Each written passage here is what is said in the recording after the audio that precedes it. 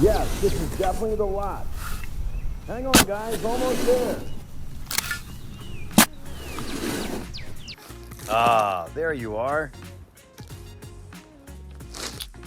So we found that lot. The next step is to design that custom home. But wait, there are so many steps in between. Like, how much is the house going to be worth once we build it? What's it going to cost to build that house? And the most important question, what is the most I can pay for this custom home lot?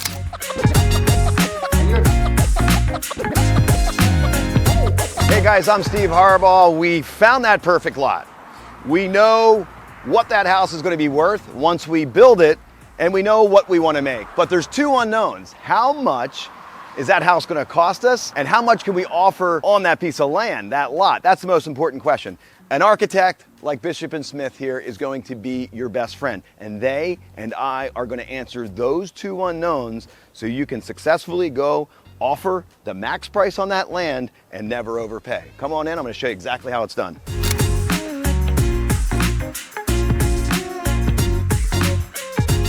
So here we are at the architect's office. This is Jack Smith and Scott Bishop. And remember, we're trying to evaluate that lot. We know what the house is going to be worth. We know exactly what we want to make, but what is that house going to cost? Let's talk about stock plans. This book can be your best friend. The very first house I ever built was the Carraway. Do you have that there? Let's show everybody what that is and talk a little bit about what a stock plan is, Jack. So a stock plan is a plan that we've done for someone in the past.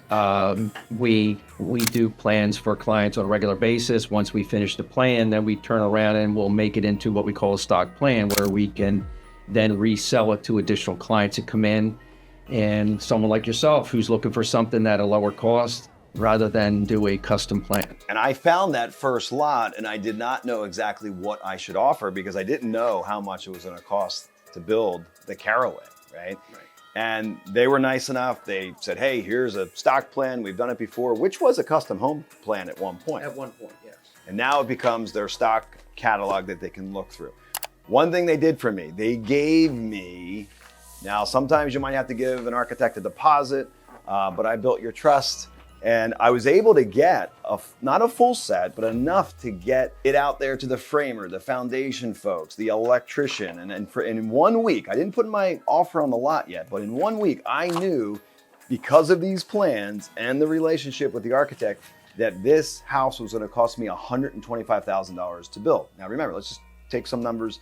$250, I knew I was gonna sell it. I wanted to make $50. I knew this was gonna cost $125,000, which left $75,000 that I could have paid for that 50-foot lot. I ended up paying $70,000, but that is such a huge technique. Rather than going out and just saying, oh, I'm gonna spend $100,000 for the land or $125,000, there's a science to it. You can really catch any future losses in the beginning if you use this technique of the stock setup plan. Now, I originally came into Bishop and Smith and I did not know who you guys were at all. I was just, dumb luck. I was on the internet, I found some stock plans, and you just so happened to have this 20-foot wide home that fit on that lot. But one of the things I gained with you was an education and how to build on that. One of the biggest things that I did not take in consideration were soft costs. Well, when you're looking at a lot, there are different things that you have to consider besides demographics and the actual cost of the lot, which is going to be the cost of the improvement of the lot. And that cost could be anywhere from just bringing electric to the lot. It could be more complex, like putting in a septic system that could cost you anywhere from $25,000 to $30,000. On top of that, generally, when there's a septic, you might have to put a well in, and those are in the neighborhood of $6,500 to $7,000. There's soft costs that have to be contributed and put into your budget so that when you do the end number, that you're still going to come out with your $50,000 profit. And one of the things I've learned about soft costs is they're very specific to the lot. This house, no matter where we build it, the foundation's the foundation, the structure of this, so we can get a clean, accurate number on what this house is going to cost to build. But the soft costs, like you said, this home in particular, you're jogging my memory, it did not have well or septic. You told me about the soft costs. We need to go into the street. This water was, I think, 8 to 10 feet in the street. I remember they had those big, cages that the men got in, and that cost me a heck of a lot more. Even beyond the septic, just the tie-in fees. I mean, even beyond the cost of digging down, you have your tie-in fees that are the local municipalities' costs just to open the street and get into it. Sometimes they're like $2,500 for water, $2,500 for sewer, just to tie into their fees. So they're just fees, but you physically have to dig up the street, tie into their water, tap it, and then the same thing with a septic. And a good point is being that if they're 8 feet deep, the deeper you go, the more cost you have in that contractor's fee to put that pipe in. Yeah. What are some other things? You said you've got a lot of other builders that come in here these are gold, right? Because it's not a what if. But what do you see other guys doing if they get lots under contract? How are you helping them? Not only educating them with soft costs, but with the plans too. I mean, they'll use that as a technique, like I was talking about earlier. Yeah, well, when we meet with a client, I like to ask a lot of questions, and I ask questions about the lot, about the demographics, about what is, what the neighborhood is like, what the comps are. I mean, I'm not, the end all be all for the cost of the house, but what I do know is enough to kind of guide that builder and ask the right questions. So if you're going into a neighborhood and you have this lot, yes, we can build a big house or a small house, but what is actually selling in that area? What kind of cost can you get for that? So just because you can put a 3,000 square foot house on that property doesn't mean that you actually want to put a 3,000 square foot house on the property. You may not be able to sell that house that's 3,000 square feet.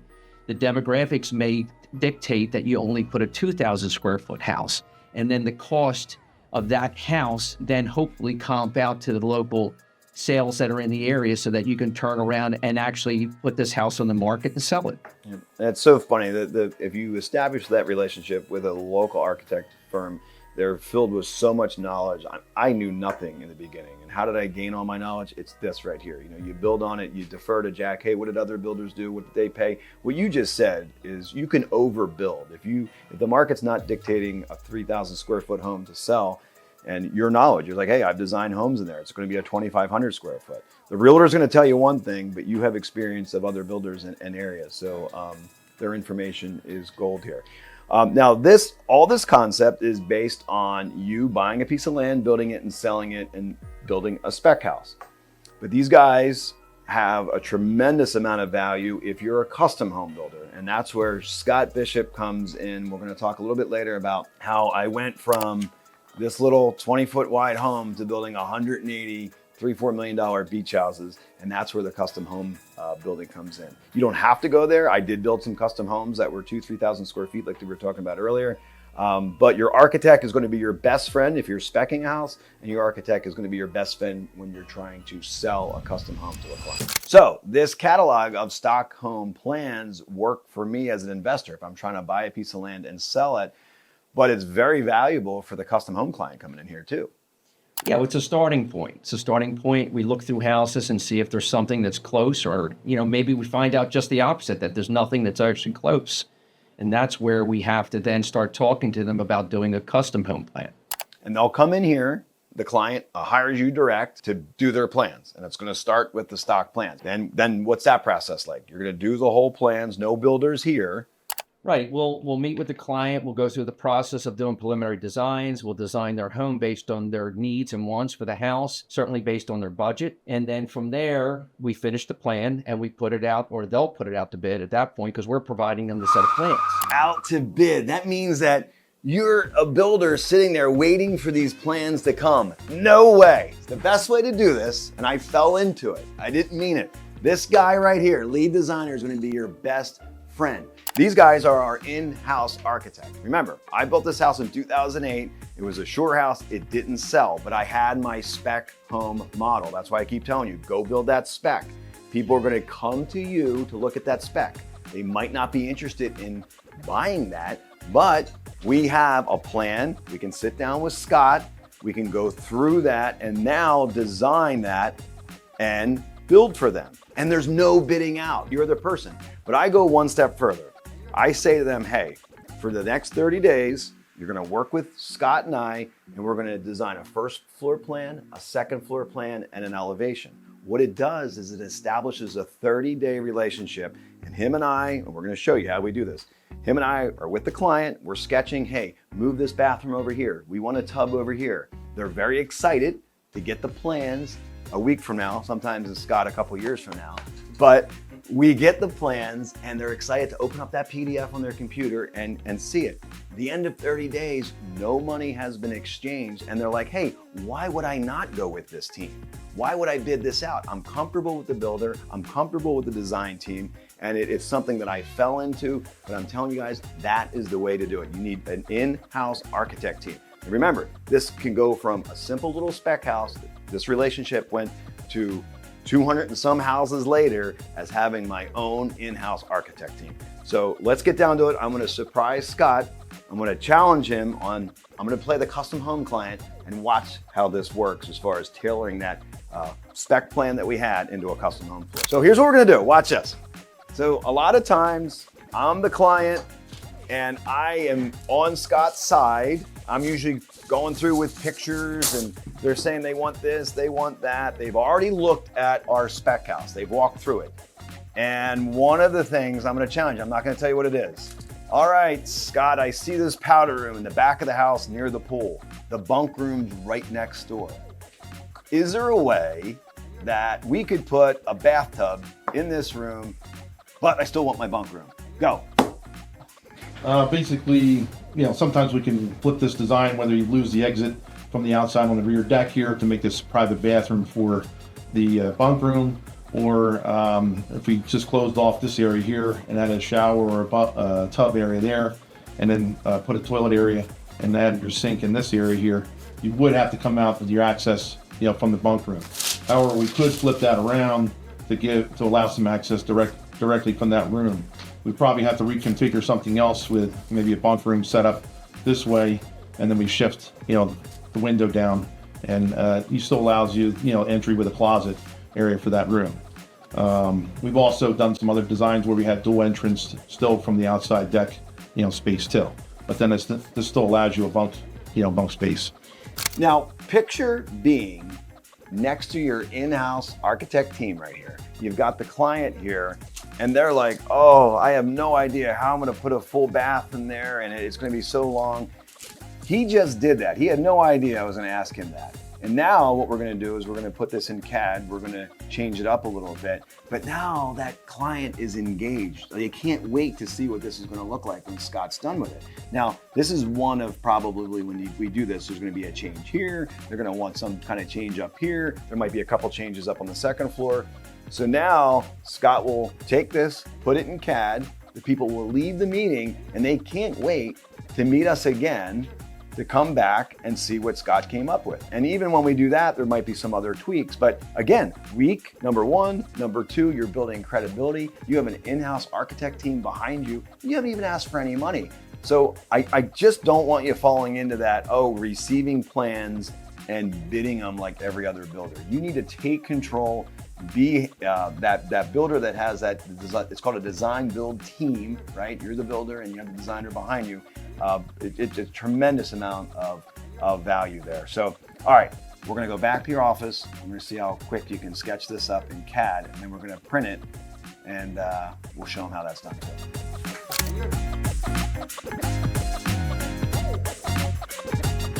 Here at Bishop and Smith, you don't just get the architect, you get the whole team. We have architects, we have engineers, and we have designers and CAD people.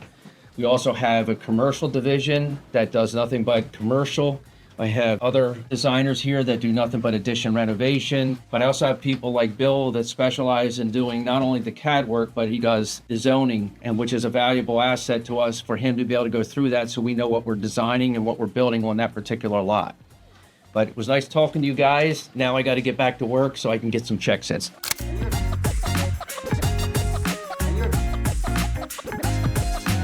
Now this is where the magic happens. We have all those notes on this tracing paper that Scott was able to, on the fly, do exactly what that client wanted. So now it's time to get it into a CAD program. So show them how it's done, Scott. A lot of times I tell Scott, I say, hey, show me, right? And I put them on, sometimes I do this with clients, right? And that's a great thing too. Like if he's in this office and I'm in my office, I'll zoom his screen in, and this is so valuable. Can you imagine being the client looking at this? Remember, she did not like having just a powder room in the back. She wants that bathtub in. She wants to make that bunk room still big enough to put bunks in. So watch what he's doing. He's taking all this out. I don't know what this code is. They're hitting all kinds of buttons, but this fascinates me. This is computer-aided drafting. And one of the things when you're in those meetings, the client is like, I have no idea how you're going to get a bathtub in there. I have no idea. And I, as a builder, too, have no idea sometimes. But Scott has a gift. It is so valuable forming a relationship with an architect and a design team like Scott that you can implement these. And no builder's doing this. Again, you don't want to be that builder where you're bidding two other builders and you on the same set of plans. Be that design builder where you have your in-house design team, because when this is done and it's printed, we're going to meet that client and show them this sketch done. And it gets them just super, super excited. Another thing, what this is great, this is going to take about 30 days. And remember, if you jump into a job for 9 months, 8 months, 6 months, whatever it is, with the wrong person, it can be an absolute nightmare. These clients may be interviewing you, and that first or second job, you may say, hey, I'm just going to take the job because I need the money. I was there, I did it, and it comes and bites you in the rear end. This is an interviewing process for Scott and myself. Is this person calling him, screaming, where are my plans? You were supposed to do this. You know, I'm not paying for this. So if they treat him a certain way, how do you think they're going to treat me throughout this whole process? So again, it's an interviewing process. And I'll be honest, I've had maybe 3 or 4 people out of the 200 beach houses that we've done down the shore that we kind of steered away from because of the 30-day test of the interviewing, if you will. Now, what happens if this, you can see Scott could be on another job that's making this firm money right now, but he's going here and he's altering this stock set of plans that I have now are going to be customized for that potential client. The potential client is not giving me any money. But at the end, if they say no, I've already worked out a deal with Scott in the early days. Hey, you know, $500, it'll give me a certain amount of hours of tweaking this. So if these folks say, hey, we don't want it, then I would owe Scott $500, or sometimes at the shore, maybe $1,500. The relationship, because we've done so many houses, I've never had to pay that, just because, guys, if you go through this process and you do it right, you're probably going to get, you know, 9 out of 10, more than 9 out of 10. So, all right, show them what we're doing. We got, I don't know if you've been watching here, but now this bunk room's getting the same size, right? We just converted the back powder room area to a full bath to give you full access in from this bunk room. Moved the window down a little bit just to allow for the bunk beds on each side. And then now this basically has an ensuite bathroom as part of that layout. So if that was that fast, why do these plans take so long? Look at that. You did that fast. No, but again, that's just a layer. And if you look, people say, oh, why do my plans take so long? Look at this. This is a layer, and it goes all the way down to the foundation, goes all the way down to, you know, high wind, structural, and they're all layers that have to be layered. So the plans do take a long time to get done. So this is the floor plan done? Mm-hmm. All right, so let's print this out, and I'm gonna go one step further. Is it gonna take you time to make this a nice clean sheet with all the dimensions, and can you take that layer off? No. All right, do it, and let's print it, and we're gonna compare it. Again, that's the process. Client comes in, they want some changes. You've got a very, very talented designer here. This is what we can do. They still can't really see what this is going to be. But when I have a brand new sheet, we're going to print it right now with those changes that I asked Scott to make. Wait till you see it.